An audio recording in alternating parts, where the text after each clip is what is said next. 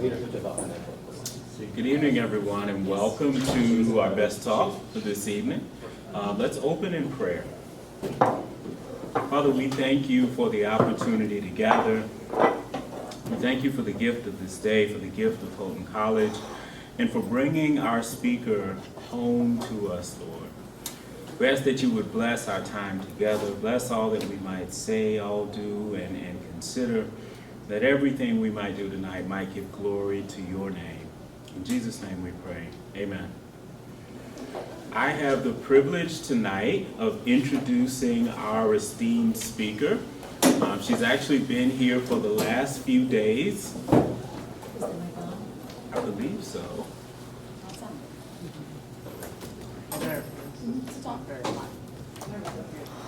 Is it? Yep. A little bit. I think it is. Okay. So I have the privilege of introducing our esteemed speaker. She's been here for the last few days, participating in our College Board of Trustees meeting. She is, I believe, a long-standing member of our Board of Trustees, which means she is one of my bosses. We're going to be on our best behavior tonight. But Harriett Jane Olson has served as Chief Executive Officer of the United Methodist Women, now United Women in Faith, since 2007. United Women in Faith is the U.S.-based women's mission organization in the United Methodist Church, with hundreds of thousands of members engaged in work with women, children, and youth in the United States and over 100 other countries. United Women in Faith is connected with almost 100 mission institutions in the United States and a host of schools and organizations around the world formed during more than 150 years of mission service. United Women in Faith is the sponsoring organization of the Deaconesses of Home Missioner Community and has a presence in Africa, Latin America, Japan, Korea, and the Philippines through regional missionaries and staff. United Women in Faith relates to women organized for mission in multiple countries and languages. United Women in Faith is one of the specialized ministries of the World Council of Churches, where Ms. Olson has been moderating the Gender Advisory Group. The WCC has just adopted gender justice principles proposed by this group. A Harvard Law School graduate, Ms. Olson practiced real estate and environmental law from 1983 to 1996 in New Jersey. From 1996 through 2007, Ms. Olson was Senior Vice President for Publishing, Editorial Director of the United Methodist Publishing House in Nashville, Tennessee. Ms. Olson has a bachelor's degree from Houghton College in Houghton, New York, where she serves on the Board of Trustees and is a member of the Board of Church World Service. I'll say just on a personal note, prior to my coming to Houghton, my wife and I were active members of the United Methodist Church, specifically in the Kentucky Conference, and we know very well the impact, not just nationally, but globally, that the United Methodist Women have had. And so we're very, very fortunate to have an alum like Ms. Olson who is leading that work across the globe. Also, I would say, while I've had the opportunity to get to know her only over the last 10 months since I've been serving at Houghton, I knew from our very first conversation and through our interactions that her heart and her passion is really in ensuring that our most vulnerable are protected and served well, wanting to ensure that we empower and take care of folks who have traditionally not been served well and not traditionally been served. And so I'm thankful for her voice on the board and thankful for her leadership. And so please help me in joining and welcoming our alum and guest, Ms. Harriett Jane Olson.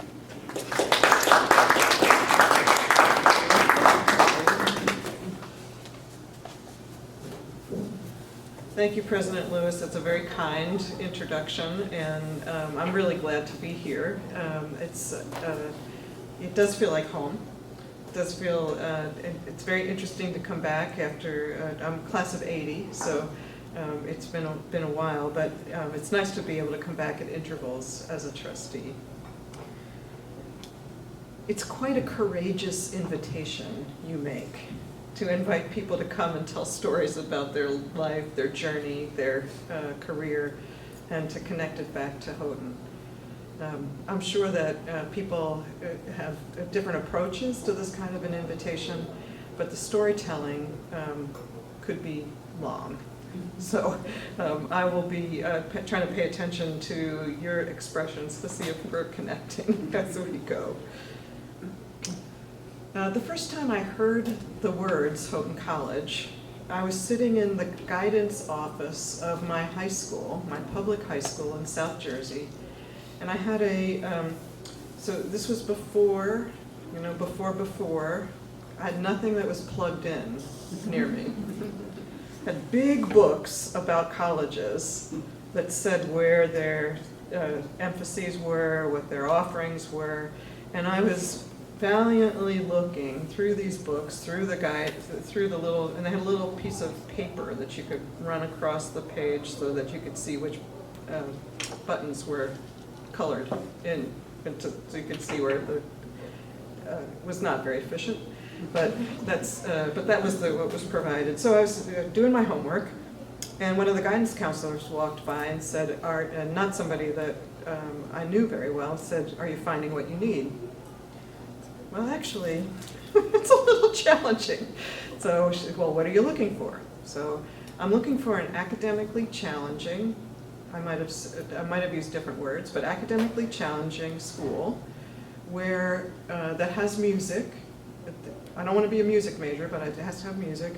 I'd like to take more Spanish, and I'd really like to go to a place where they don't treat the Bible just as literature, which I felt like was big for me at my public school. That's not a guidance counselor I knew. I didn't know what her impression would be. And she said, my niece Nancy is at a place called Houghton College, and I think you ought to check it out.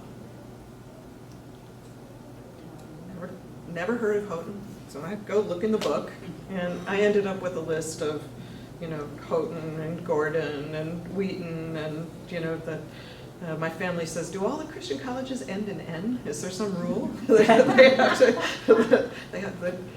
but eventually I sent my SAT scores to a selection of schools, and I saw Dean Liddick today, and I didn't think to tell him this, but Wheaton sent me a form letter that said, dear applicant, please complete your application by filling in this information. I sent scores to Rutgers, and I didn't hear from them because the application wasn't complete, I'm sure.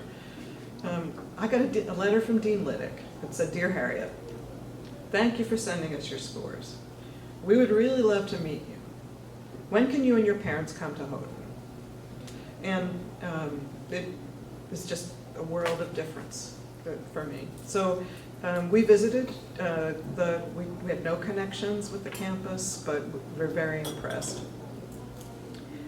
When I got here, I realized, and looking back on it, I realized that my experience at Houghton could be summarized in one word, which is and.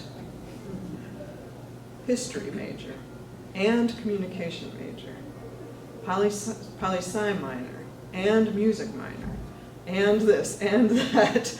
And one of the things, as I was preparing for this talk, I thought, one of the things that's always been true for me is that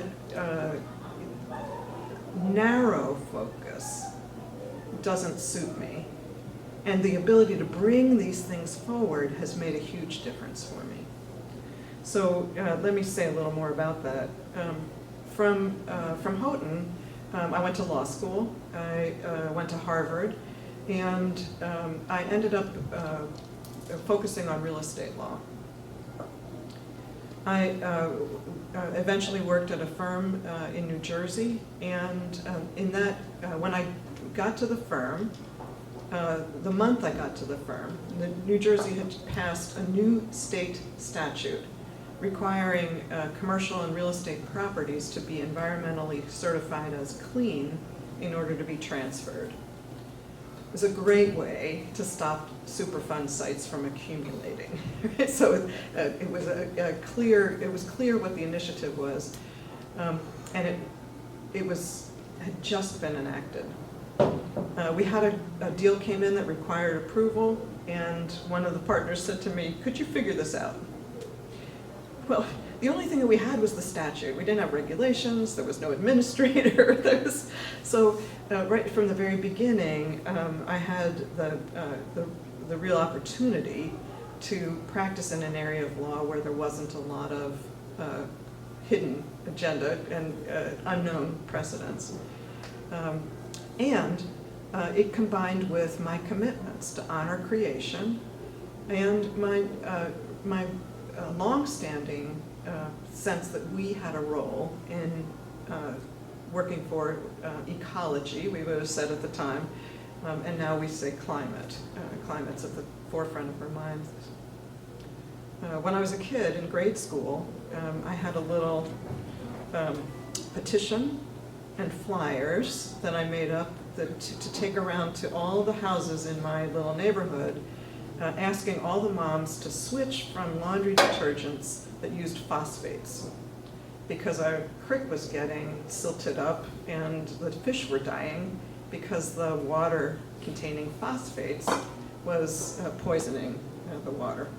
So from that childhood experience to practice of environmental law, to United Methodist Women's work in climate justice, which is one of our key priorities, there's a thread and there's a lot of ands.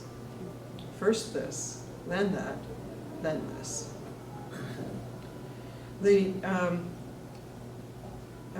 work was very satisfying at the law firm, because I really felt like it gave us an opportunity to mobilize assets of corporations to clean up the property, to make the community healthy in order to accomplish their corporate objective, which was to do something at the corporate level or to transfer the property so that it could be used, deployed differently. But I began to be restless.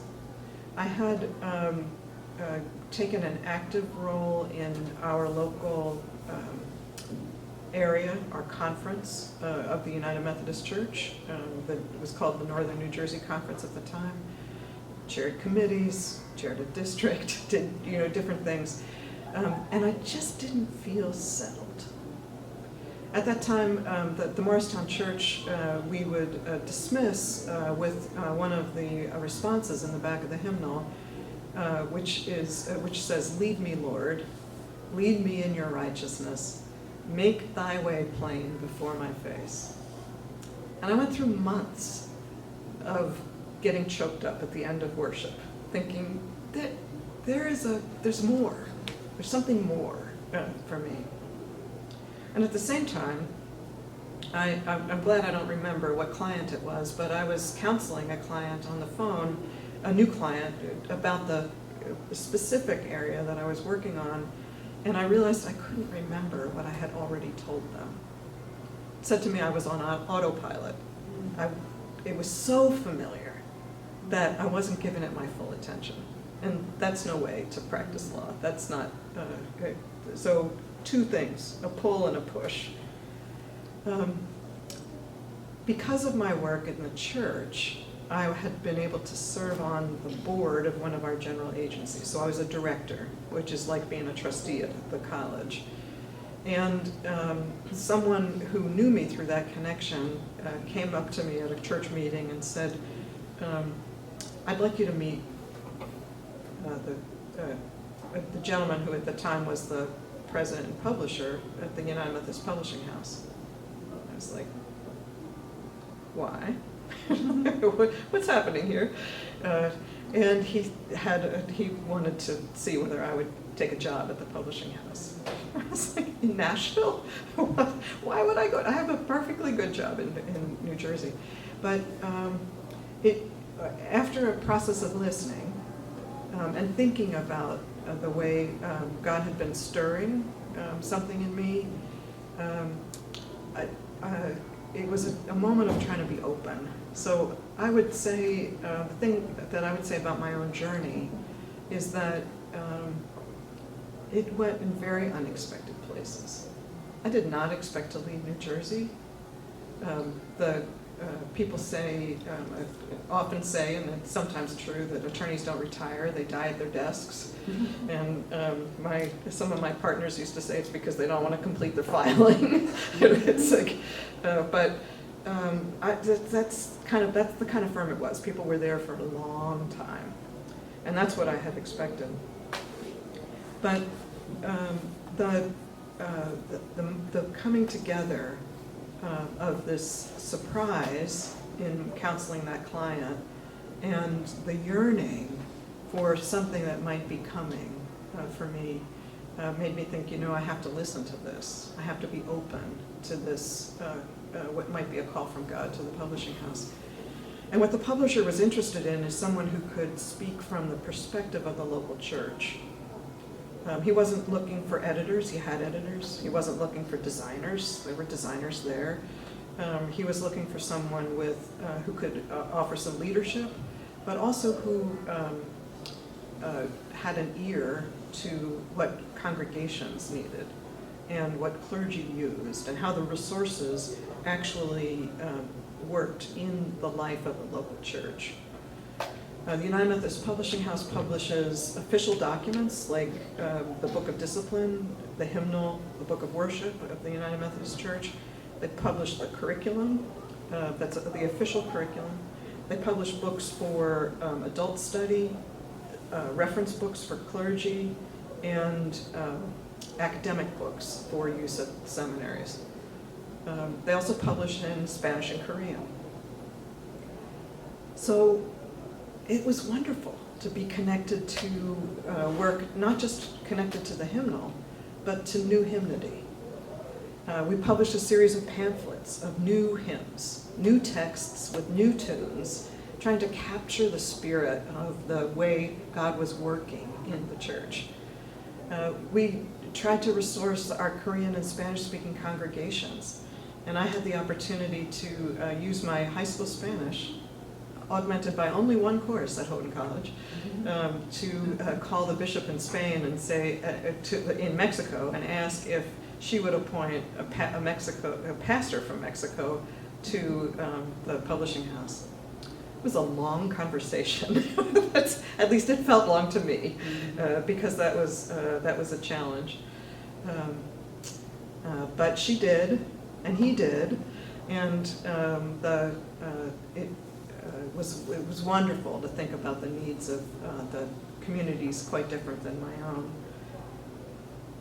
We also, of course, did some publishing about the needs of the environment and creation as part of our work on the United Methodist commitments in the world. We have a document called The Social Principles that has a whole section on the environmental community, so we were able to do work in that area.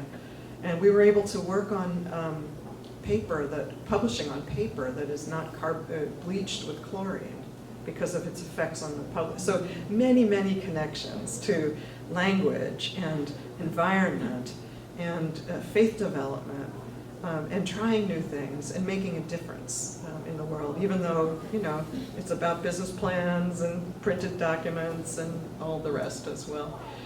But those are the tools to produce the results. And I think probably for me, that's how law school turned out. It gave me tools to work towards making change, to making a contribution, and to bring to bear some influence, to think about the possible. What would be possible for the publishing house to do with these smaller communities? Serving smaller communities with printed materials in a self-funding publishing enterprise is a challenge. And so it was a challenge and a commitment. So we had to find ways to do that well.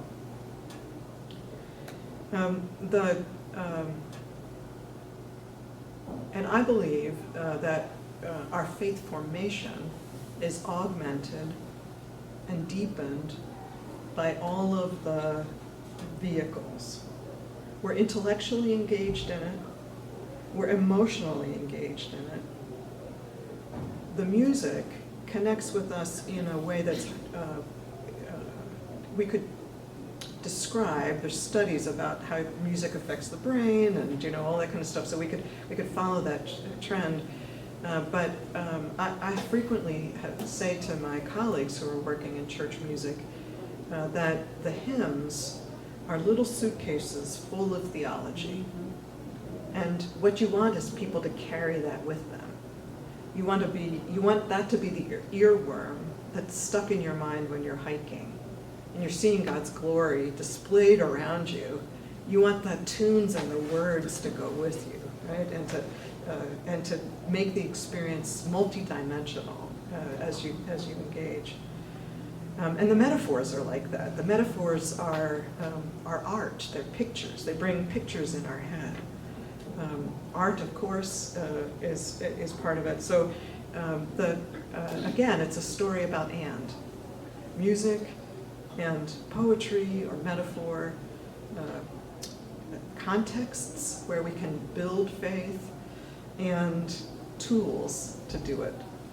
That may or may not be like the tools that I used when I was in that particular grade, whichever grade we're talking about. So a renovation of the Vacation Bible School materials, a new approach to some of the resources. And we had the opportunity to publish a hymnal, a songbook that updated one of the publishing house's commitments to African American churches.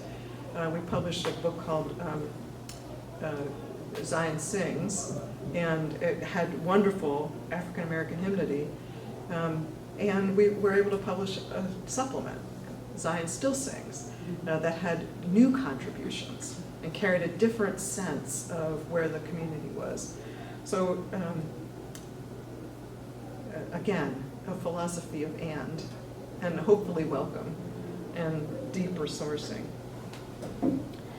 So with all that, why am I not still in Nashville, you might say? Because those things seem so, the strands kind of came back together again.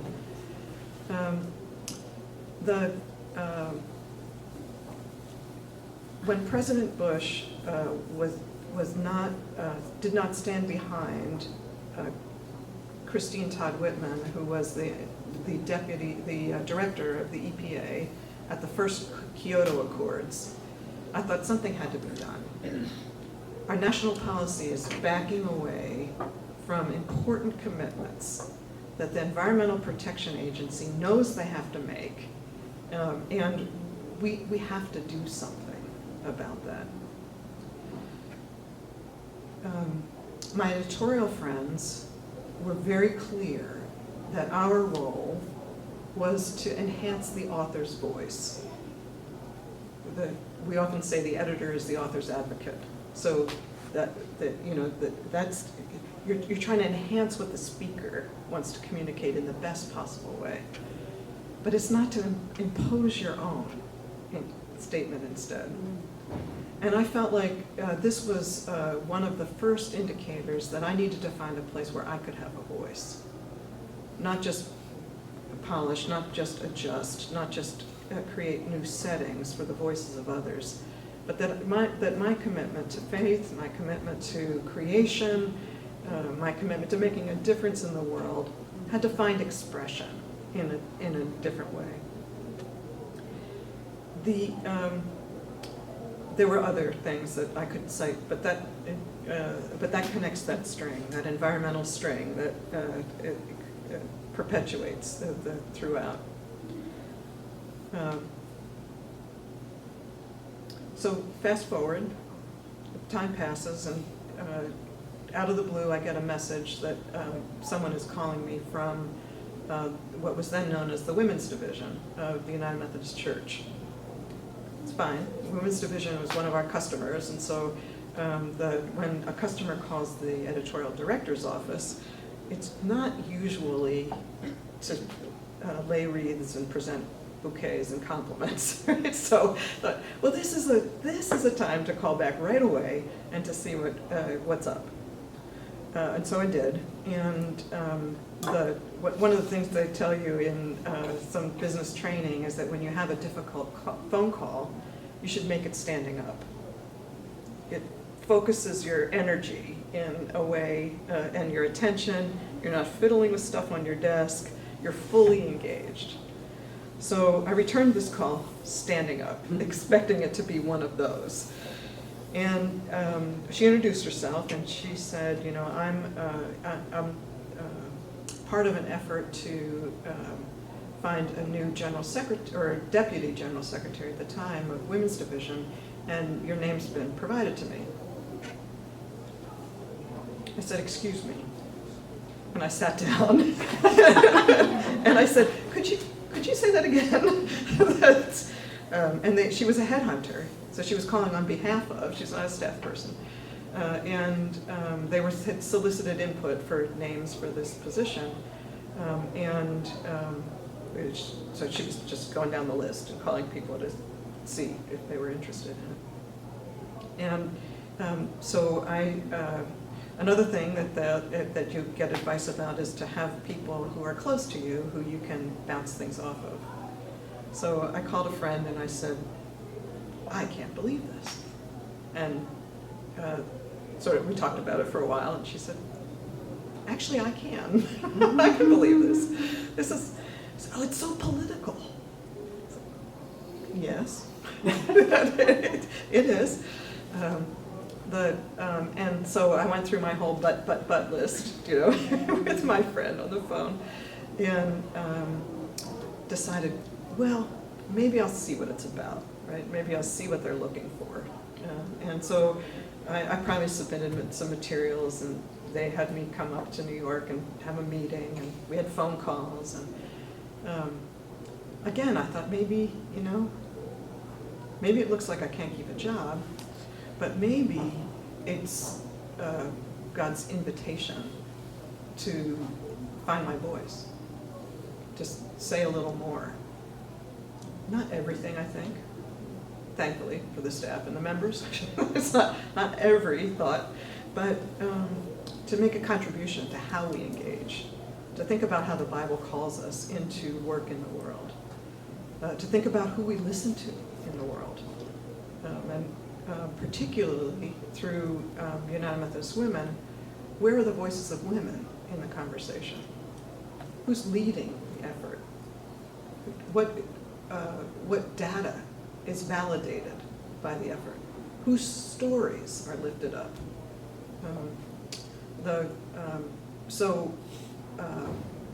Long story short, I took the job, or they took me, or both, we've had, it's been a wonderful opportunity for me to use some legal skills. We became an independent agency during this period of time. We had been a division of another agency. As President Lewis said, we've just been through a rebranding exercise, and so we've had to make some legal filings. We've done some things that to enhance our ability to access our endowed funds. Do you know we had some endowed funds that were so specifically designated that we hadn't been able to draw on them. We hadn't been able to use them for the donor's purpose. And when New York State updated the uniform standards for that work, we were able to work through their process and actually apply the donor's funds in the region and for a related purpose, even though that originally endowed institution had closed. So the legal work shows up, you know, in the work. The United Methodist Women is about encouraging and building community among women. We produce teaching and learning resources, so the curriculum work shows up. We have multiple languages, including Spanish, and the unit's organized in the language of their hearts. Do you know, many of our speakers of other non-English languages a pretty good English fluency, but it doesn't mean that's the way they want to pray or sing or worship. So again, Spanish comes through in that work. The bio mentions that we have a regional missionary now in Bolivia, and it's pretty wonderful to be able to go to a meeting in Latin America somewhere and understand most of it without relying on the headset. And to be able to, with help, with a very generous audience, and with help, to be able to say what I'm thinking and not having to listen to the translator, seeing whether I was clear, whether she was clear, and whether we're communicating. So it's been quite a blessing to engage and to be able to listen to people without a mediator, and mostly hear people's stories. In this work, I've been able to travel, I've been able to listen to people all over, and to sit next to women whose contributions are often discouraged by the institution, not just the church, but whatever the institution is, and to sit long enough that they would verbalize what's going on in their lives. And then to be part of an organization that could catalyze a handful of those women coming together to find a way to, solutions to propose. And then to try not to speak for people, but to hold the microphone so that my sister can say what she would not be heard to say if I were not standing there. After the earthquake in Haiti, we worked with our disaster response group, and we worked at the British Methodist Church to respond to the needs of the church in Haiti, the people in Haiti, and also the women. And there was a meeting scheduled that was going to take place. It's really about disaster response, right? It's not really about the church structures or anything else. And we submitted the names of the women leaders in Haiti to attend. And the regional missionary let us know that they were not going to be invited. So her suggestion was, if you come, Harriett, if you come to Haiti after the earthquake, they'll have to send your counterpart. So they'll have to agree for the women's leader to come if you come. So, okay, fine. I have no Creole, but I'll go. And then the regional missionary was able to work with the local women, and they did a survey of places they could access to say, what do the women and children need? So they had a list of things. They did the survey, they did some preparation for the meeting, they had a list of things. They needed things like help with small animal husbandry. Right? So their means of earning money has been disrupted by the earthquake, but they could raise chickens or goats, or they needed pipes for the water. They needed, new wells dug. They needed things. So they went to the meeting with their list. The church also went to and other agencies went to the meeting with lists of where persons outside Haiti could send money, usefully send money. The difference in the lists was striking. Some of the entities came asking for salaries, which you understand, it matters, back pension, the building of church buildings. The women came asking for support for communities and for hospitals and for the immediate needs of the small communities, not just Port-au-Prince, but all of these other outlying regions that have been so badly affected. And if there was ever a moment where it was clear to the observers what women bring to this kind of planning session, that was the moment to say, these are the needs that are pressing. And this is why the women's voice needs to be lifted up. And that's why, as long as we're needed to hold the microphone, United Methodist Women are trying to do that. And we're trying to tell their story in other places. From our perspective, the same kind of thing is happening in the peace talks in Ukraine. There's no women at the peace table at the moment. Despite the UN's commitment to women in peacemaking, there's a UN resolution that addresses it. And the need for attention in these areas is really big. For me, it's always connected very deeply to my understanding of our call, each of our calls, to love God and love neighbor. And it's so powerful for us that Jesus didn't separate them. That when he was asked for what's the most important, the second is like unto it, right? It's almost of equal weight, loving God and loving neighbor. And I'm grateful for the preparation at Houghton. I'm grateful for Willow J. Houghton's commitment to, as he used to say, just used to sign his letters, yours for fixing up the world, right? I'm grateful for the preparation that took me to law school. I'm grateful for the breadth of experience I was able to have here, which I might not have had at a bigger university where the departments are so separate, so that I could do debate and I could do music and I could do, all these things, crazy things, the campus activities board, this, that,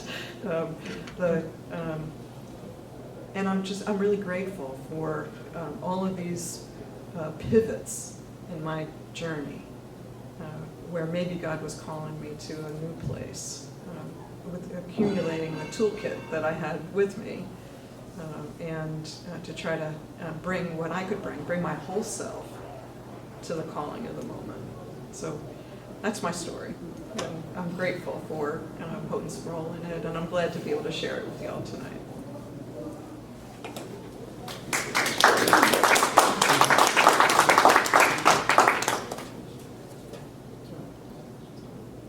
Yeah. Oh, sure. So, having listened for all that long, do you still have questions? No, I'd be happy to answer questions that occur to you. Harriet, I actually have two, but I'll ask one at a time. Okay. See if there's another. Okay. So, having only left the United Methodist Church less than a year ago, I was pretty surprised to see the rebranding of the United Methodist Women. Could you talk to us about kind of what it's probably still ongoing, what is going into that kind of, and how is that connected to what you all see as the future of the organization? Yeah, thank you. President Lewis asked about the rebranding of United Methodist Women that's going on in the context of discord in the United Methodist Church at the moment. And I would say, so a couple of things. When I, from the, probably before, but as long as I've been with United Methodist Women, members have been saying to me, how do we get new members? How do we grow? How do we invite younger women, particularly? And we did kits, we did training, we did, all of these things to say this, you have to think about the very things that make our units tight-knit and close, make it hard for new people to get in, right? The time spent together creates a commonality that no newcomer will share. And so, and we've talked about it, so it worked, it was wonderful in some places, and people saw it and got it, but not enough. And I finally started to say to people, we cannot pack this new members up and ship them from the Mission Resource Center to you. Your new members are in your place. So you have to figure out ways to engage with the people where you are. But we knew we had to do more. So 5 years ago, we began a process of saying, what would that look like? What, I guess the first thing is God's call important? Do we still have work to do? Because if we still have work to do, we have to grow, right? We've got to build an organization that's capable of doing it. And the needs of women and children are, intense, and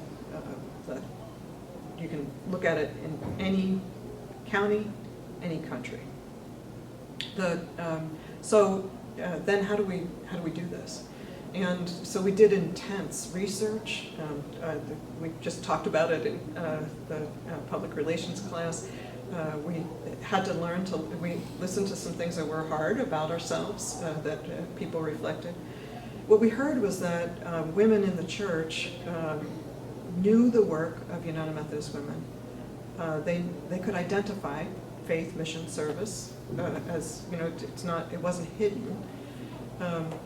They felt very strongly about the value of the work, but the issue is the welcome. The way we gathered didn't suit, and the way we fundraise, the putting on the church dinners, doing the rummage sales, just not quite what the younger group of women want to do. So what are we going to do instead? And so we did this series of what are the questions we have to ask? What are our assumptions about it? What have we gleaned from it? We test those. We say, okay, so with these results, now what do? We innovate. We test it again. And so we went through 5 years. Over the whole process, we were in touch with over 24,000 women about the different aspects of the work. And we've developed a new online national membership where you can join. You don't have to go through your congregation, which may or may not have a unit. And you can get involved in the spiritual growth work. You can get involved in the service work at some of these mission institutions that were mentioned. And you can get involved in the advocacy and the campaigns. Some women will join online and then want to participate locally. And so I might say, gosh, what I'm really interested in is the School of Prison Pipeline, which is one of our campaigns to stop young people from having negative contact with their law enforcement entities in grade school. That sets them up for a different kind of school experience than they should have. And they may engage online and then say, gosh, this group is going to the school board, I'm going to go with them. Or we're going to make an appeal to the state assembly for funding for social workers in schools. It's, that's one of the efforts there is to, instead of putting police officers in schools, to put helping professions in schools. And I might want to engage at the assembly level. So I'll participate in the Legislative Action Day. Or what I really want to do is be part of serving the children at this after-school program. And I might find there that it might be suggested to me because their zip code is close to mine. It'll be a community that goes back and forth. We've built some digital platforms for some of the resourcing that we do that allows people to gather. It allows the authors to speak directly to the members. It allows the members to speak to us. It forms a community around them. And we've changed our training models so that we take advantage of the digital resources so that you don't have to be able to take a whole weekend away to be a conference officer. One of the things we heard, and no surprise during the pandemic, was that women were not just physically exhausted, but they were spiritually spent. And so we developed a program called Soul Care, where we'll have retreats that are based on different aspects of our work and our lives. It's a common interest, where members will be invited, and members will be invited to invite a non-member. So, I attended a prototype of one on justice advocates, and I might invite my friend from the Episcopal Church to come with me, or somebody from my congregation who is working on native land rights, but is not a member of UMW, and just to receive a blessing together, and to start building those bonds. The discord in the church. One more thing. One of the consultants said to us, if your brand is not motivating the action you want, you have to look at your brand.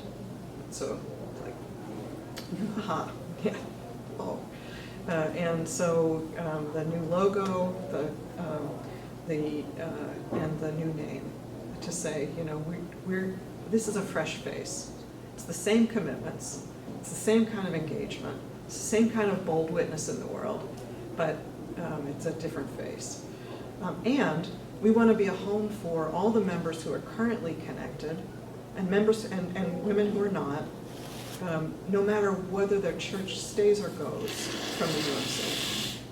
So even though there's been no restriction to membership in United Methodist Women to members of the United Methodist Church, it sure sounds that way, right? And it's just weird for my Presbyterian friend down the street. She'll come to a meeting with me, but she doesn't really feel like it's her place, right? And as congregations disaffiliate from the UMC, we want those women to be able to stay home with us and to be part of that work, whether they go to whether their church goes in a progressive direction, which may not have a women's mission society, or in a conservative direction, where the women may be focused on different work. For people who want to be about this work, we want this to be a home for them. So, and we've done it. The other thing is we've done it as a doing business as name.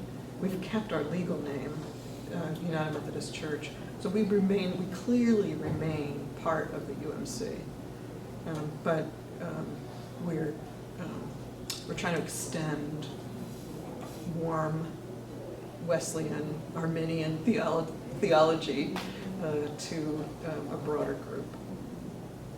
Thank you. Yeah.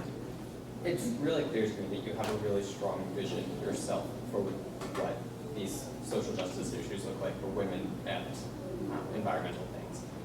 How do you as an individual engage with those things, personally or professionally, on a day-to-day basis, where you might not always have the opportunity to rebrand an organization or go to Haiti? Yeah. So it's a great question, thank you, about what I do personally. That's not just an organizational commitment.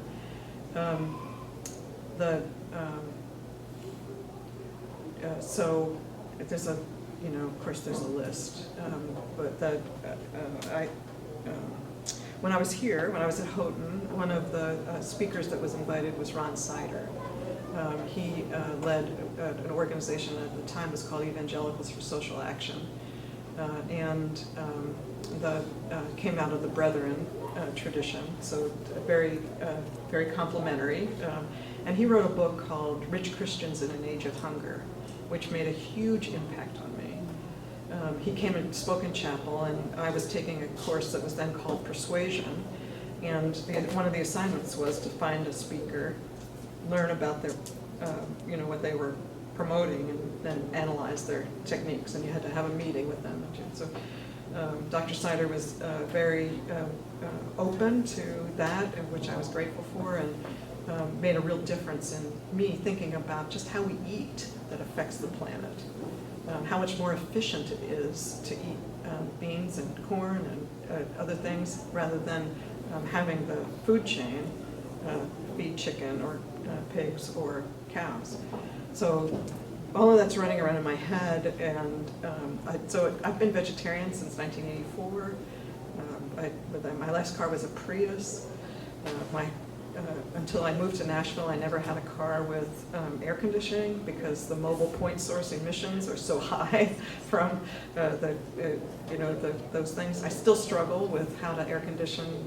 Change the temperature in my New York apartment because it has steam heat, but it also has steamy summers.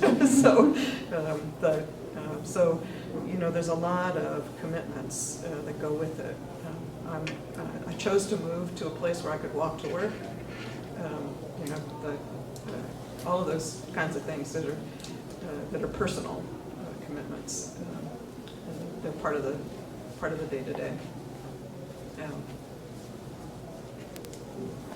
It's sort of a list. So we want to present you with a token. small token of our appreciation and give you our sincere thanks for spending time with us and all you've done today with meeting with students and speaking tonight and for all you do for the college. So thank you. Thank you so much. Yeah, I appreciate it. Thank you.